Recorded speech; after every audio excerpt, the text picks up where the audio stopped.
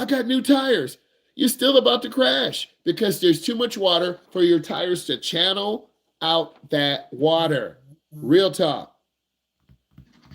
So slow down, turn on your headlights, increase your following distance. You'll always have the one crazy guy or lady, got a big monster truck. They're going to go 60. They're sliding all over the road. You're like, he's going to kill someone. And dude, you go around the corner, they flip their truck. Mom, you were right. They flipped their truck. You're right, honey. Keep your eyes on the road. Don't wish something bad on someone because it will happen on you.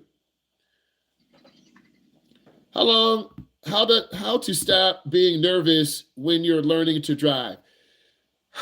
That varies from person to person. That varies where you live.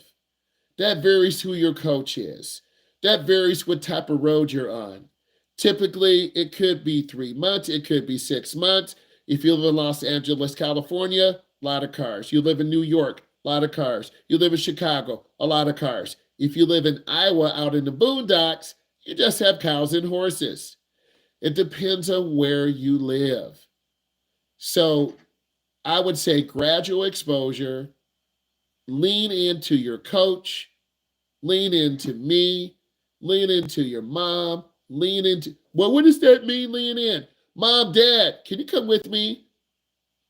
Why, you scared? Yep, I'm scared. Okay, it's okay if you are driving and you don't feel comfortable. Tell your mom and dad. It's so important. Okay? If you've never been in a fog, mom and dad, I don't feel comfortable. Oh, sure. You know, I've been wanting to drive with you for a while, but your mom said you're okay. Or your dad said, let's let you learn. I'm not sure what to do.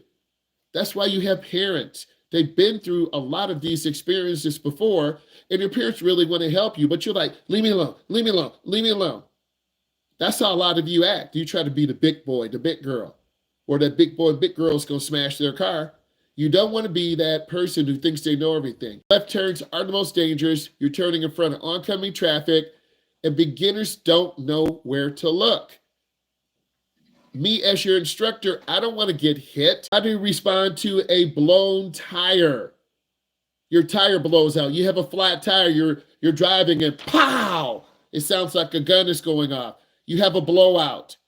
It happened to me in Wisconsin.